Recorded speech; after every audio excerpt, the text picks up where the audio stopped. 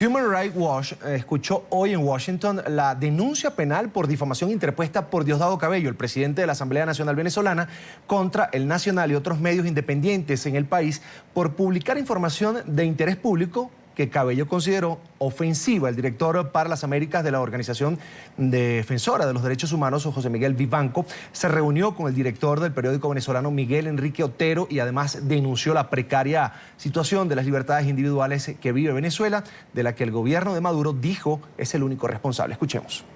Si uno mira si el test que para medir, digamos, en qué condiciones se encuentra hoy día el gobierno de Maduro, qué grado de aislamiento tiene ese gobierno frente a la degradación que se está presentando en el ámbito interno en Venezuela. Y no me refiero solo a los problemas de inseguridad y a los problemas de desabastecimiento, incluso en medicinas, sino también y especialmente al abuso, al atropello constante de las libertades públicas, los derechos fundamentales, a la manipulación de todas las instituciones y a una, yo diría, una abierta complicidad con las instancias judiciales para avanzar en unas políticas abiertamente arbitrarias. La responsabilidad principal por lo que ocurre en Venezuela descansa en los hombros del gobierno de Venezuela. Es el gobierno de Venezuela el responsable y el causante de esta crisis y de los atropellos, de los abusos, de los recortes a las libertades públicas, de la concentración de poder con la que actúa, de la permanente polarización a la que recurre, de las amenazas, de la intimidación, de los colectivos, estas pandillas de delincuentes armados que actúan con licencia para disparar, para detener a personas en un ambiente de impunidad total y de corrupción. Es el gobierno actual de Venezuela el que tiene esa responsabilidad. En esta reunión con Vivanco, el director del diario El Nacional explicó las dificultades que este periódico debe hacer frente a diario, que según su denuncia es perseguido además por el gobierno de Nicolás Maduro. Miguel Enrique Otero es uno de los 22 propietarios y directores de medios de comunicación afectados por las medidas cautelares impuestas por la justicia venezolana que les impiden salir del país, medida que le fue comunicada incluso estando fuera de Venezuela. Gustavo Alegret, periodista de NTN 24 en la capital estadounidense, está con Miguel Enrique Otero. Gustavo, una buena tarde. Adelante con su invitado.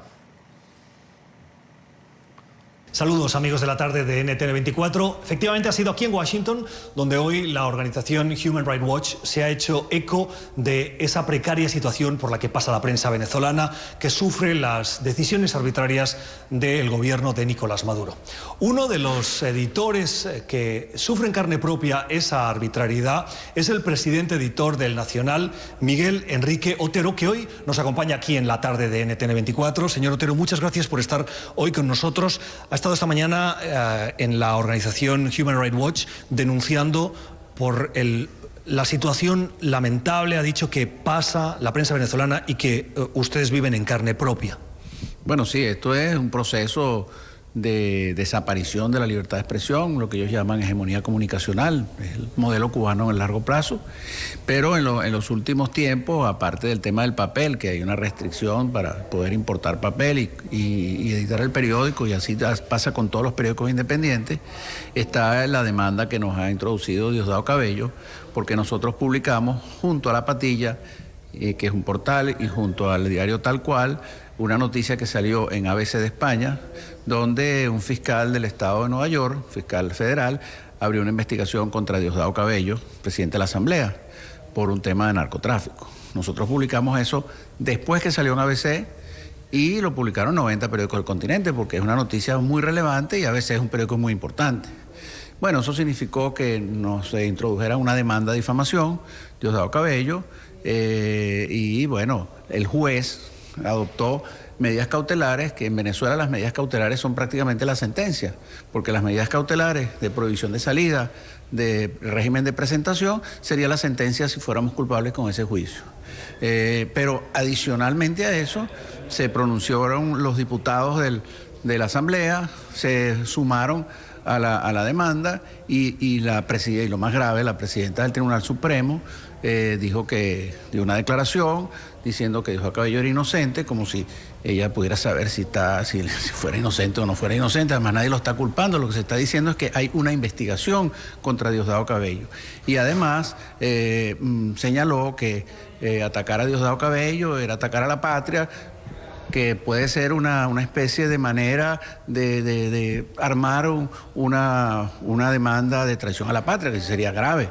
Entonces, estamos viviendo un tema de secuestro de la justicia terrible, donde los jueces obedecen al Ejecutivo, donde la presidenta del Tribunal Supremo toma posición ante un juicio antes de que el juicio siquiera comience, y además asumen que nosotros hemos declarado culpable a Diosdado Cabello cuando eso no es así. Lo que hemos puesto es lo que pusieron otros medios de una investigación que se está haciendo. Permíteme preguntarle, porque puede que haya algunos televidentes que nos estén escuchando. Ustedes, cuando reproducen esa información, van a buscar la opinión de Diosdado Cabello. ¿Cuál es la reacción?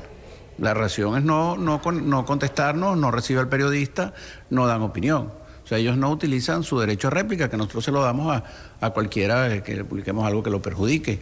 Y la investigación esta no ha tenido respuesta, salvo la condena a los medios, salvo decir que es la ultraderecha, fascista, golpista, todo ese discurso descalificador, pero en ningún momento ha habido una explicación de lo que está pasando, ni siquiera que venir o hablar con las autoridades norteamericanas y pedirle explicación o justificar lo que ha hecho, sino simplemente es la descalificación.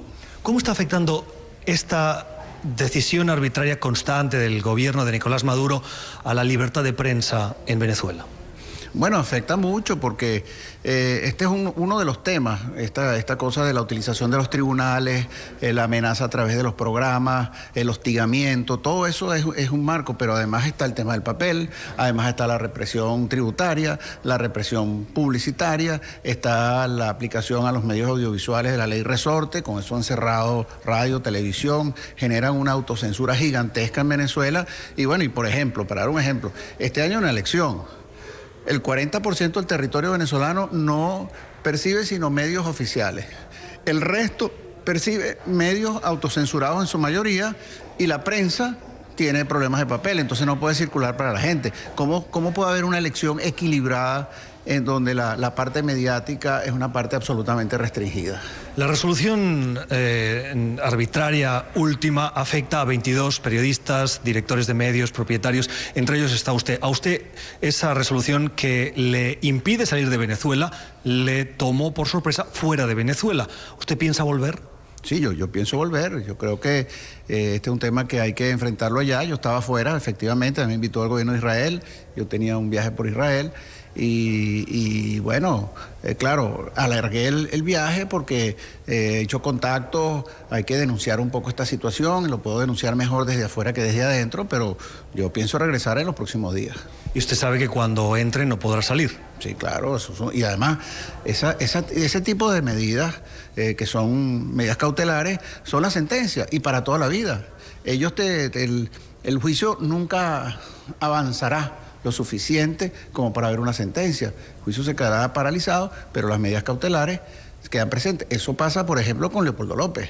Leopoldo López tiene unas acusaciones un poco ridículas, pero las medidas cautelares es, usted va a una mazmorra. Puede pasar 20 años en la mazmorra, con un juicio que no avanza. Y a los 20 años le dicen, usted es inocente, ya pasó 20 años preso. Porque la sentencia son las medidas cautelares.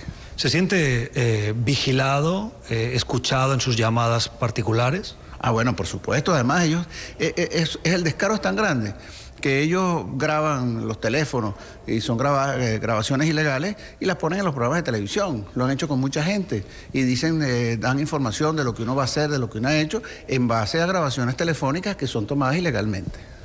¿Qué le pide a los gobiernos de la región que no son contundentes en sus posicionamientos con Venezuela, como probablemente a usted le gustaría y a otros muchos venezolanos?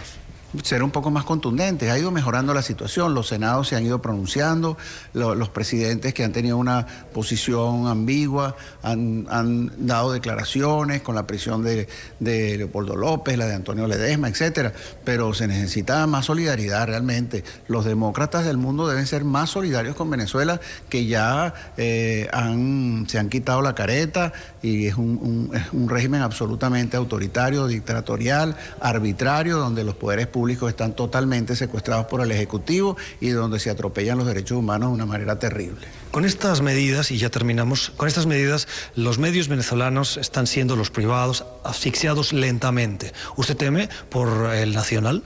Bueno, siempre temo y siempre damos la pelea, la hemos dado muchas veces y seguimos saliendo y yo creo que vamos a seguir. Yo creo que nosotros vamos a salir más que el gobierno, porque con la catástrofe que tienen en Venezuela, ese gobierno va a desaparecer antes de que desaparezcamos nosotros, pero daremos la pelea hasta el final. Es la denuncia que hoy ha hecho aquí en Washington el presidente editor de uno de los medios de comunicación afectado por esas medidas cautelares que se adoptaron en Venezuela. Sigan aquí en la tarde de NTN 24 con toda la actualidad de las Américas. Buenas tardes. Buenas tardes y gracias a Gustavo y a su invitado, por supuesto.